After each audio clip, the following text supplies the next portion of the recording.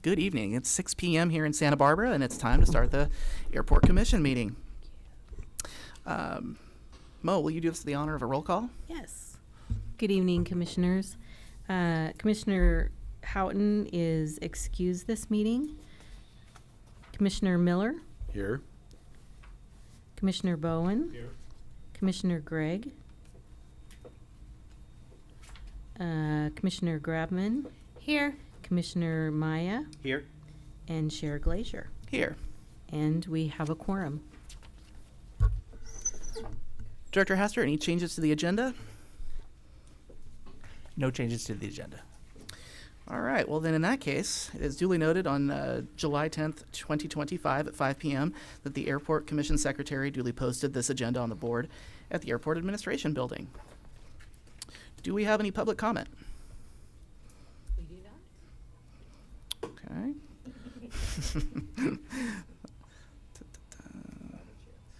And then we do not have either of our liaisons here tonight, correct? Correct. Okay. Due to the short meeting tonight, That I makes sense. reached out to each of them to let them know it was just a consent agenda tonight, and they chose to excuse themselves. Yep. No, very good.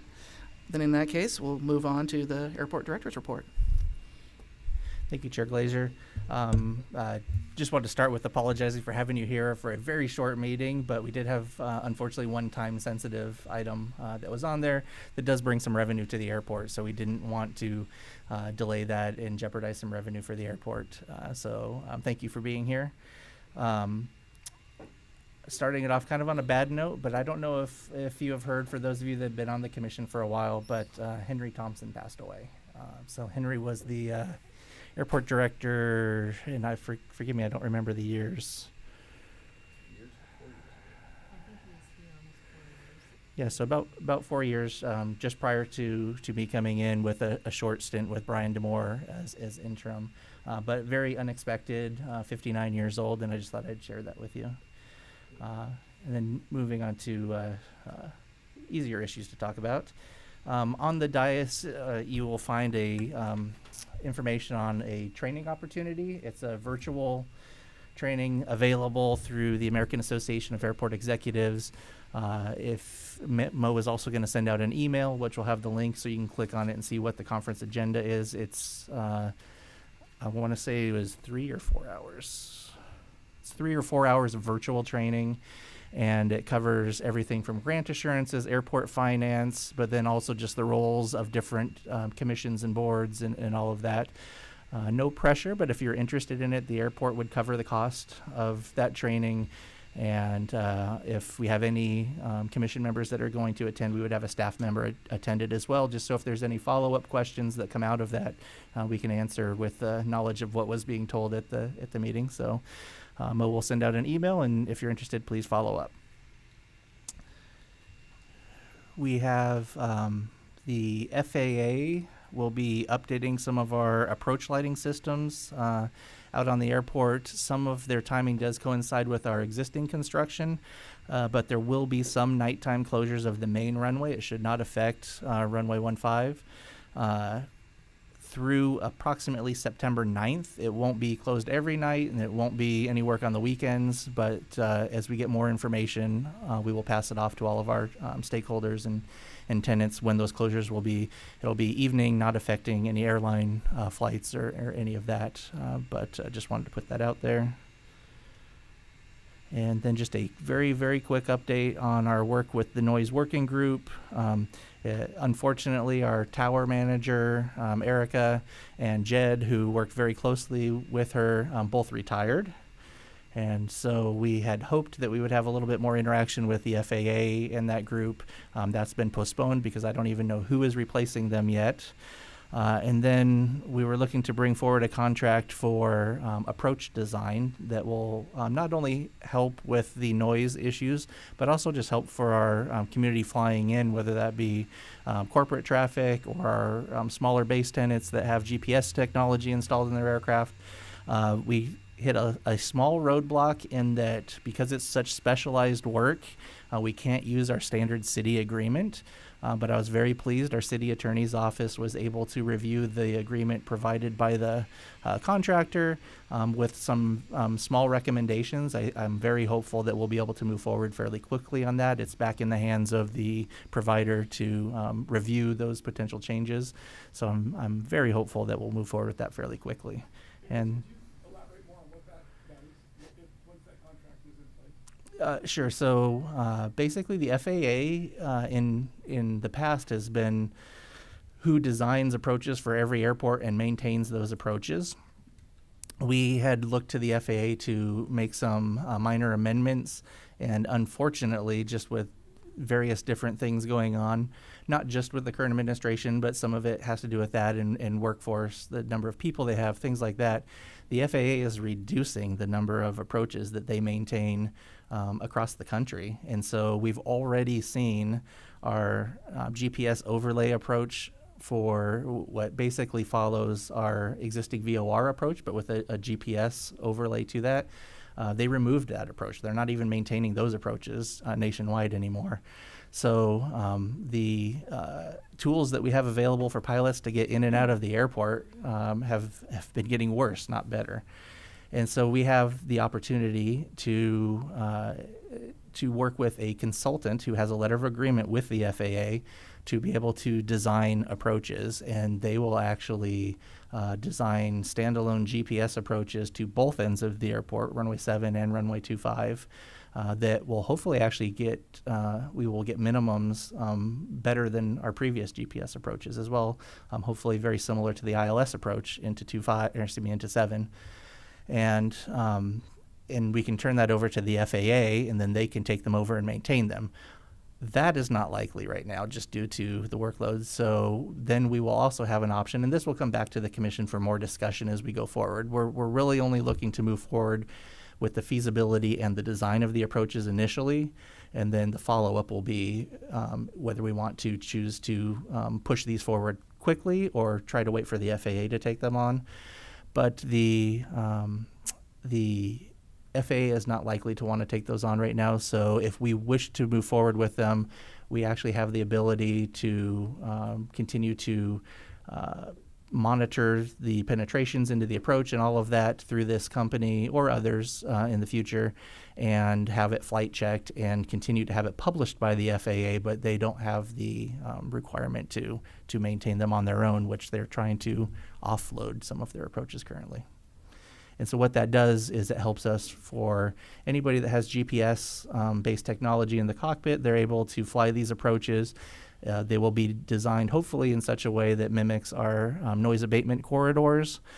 So it will do two things. One is it will hopefully help with the noise issue, but the second thing is it will also help to get aircraft in and out of the airport with minimums, like I said, that are hopefully close to the ILS, even for the runway 25 end, which is our predominant wind runway. Are we on to questions? Can I ask another question about these approaches? So the approach contract isn't on the agenda for tonight, so we probably need to keep it fairly generic. But I'm because I gave you an update on it, happy to answer a generic question about it. I don't want to get too detailed. Okay, yeah. No, I guess then I'll save my more detailed question and just say that I am happy to see that this is happening and moving forward. I know that there's been a lot of talk in the GA community, as well as just seeing news stories about missed flights and diversions because of some of the changes in the reduction in service from the FAA and instrument procedures here at Santa Barbara. So I'm glad to see that not only are you doing this, but so quickly after some of these changes kind of snuck up on us in the past year. So appreciate you doing that and hoping that it continues to move forward quickly. Thank you. And we're also hopeful that the FAA will amend the ILS to go back to the original minimums towards the fall of this year. And that'll eliminate some of the issues that we're having right now. Yes. Okay. Thanks, Chris. Paul? Question on this, I was hoping to hear more on sorry if you can't hear me, we don't get microphones. We're sharing them, so if Bruce wants to pass that down a little bit. Thank you. So my question is about I understand that the tower is in turmoil here, But how about LA Center and your very hardworking efforts to get them to allow us to use the existing departures, when our tower is closed, to do noise abatement that way? I would just lump that into the same category of temporarily stalled right now. They're going through some turnover down there as well. Jed was an amazing contact that we had here at Santa Barbara, who also interacted with LA Center quite well. And so we've lost a little bit of that connection.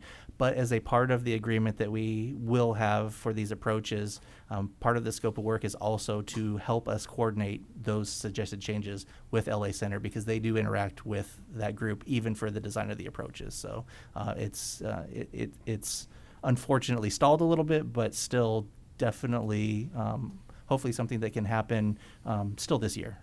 All right, thank you for your work on that. That's a pretty big issue for everybody in Western Goleta.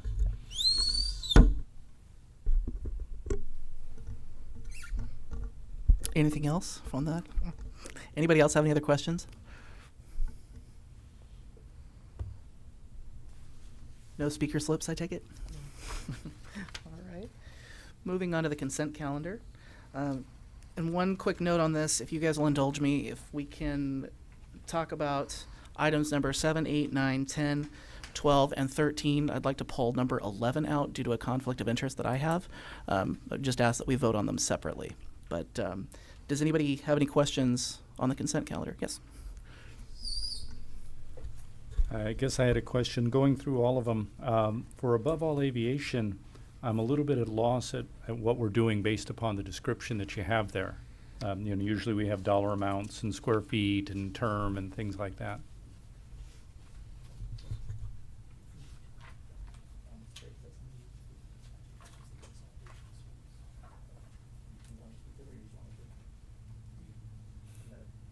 I'm going to pass this over to Greg from our properties division to give a quick update on that.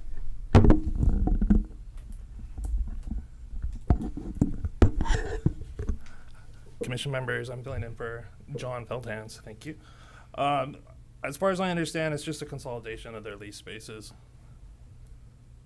That's all I got. So no change in price, no change in square feet, just It'd be a reduction in space. I don't have that number handy for me. Mhm. This was one of the items that John had processed, so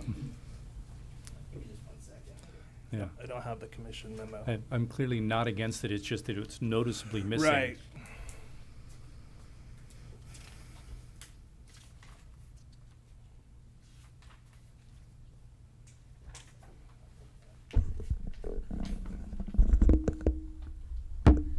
Sorry, I had to refresh my memory because we talked about a bunch of different things, but above all, this was also to bring their lease terms to be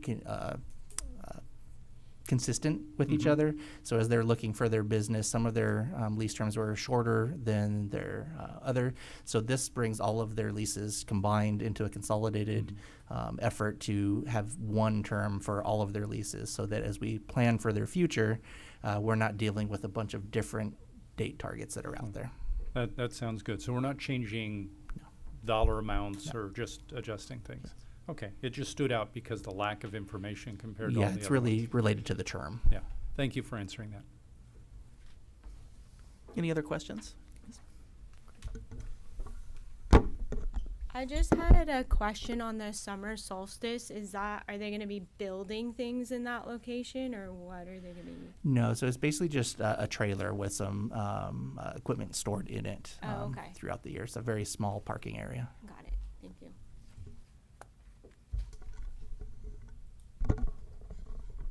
Any other questions? Any speaker slips? No speaking. Just checking. Just want to make sure. All right. In that case, can I call for a motion for items 7, 8, 9, 10, 12, and 13? I move we approve. Thank you. I'll second. Motion and moved and seconded. All in favor? Aye. Aye. Any opposed? Any abstain? Motion passes unanimously. And then simultaneously ask for a motion on item number 11. I'd move we approve item 11 of the consent calendar. I'll second it. Thank you. Moved and seconded. All in favor? Aye. Any opposed? And I will abstain. Motion passes with one abstention. I think that's all we have for tonight, correct? Well, then we stand adjourned. 6:14 and 49 seconds.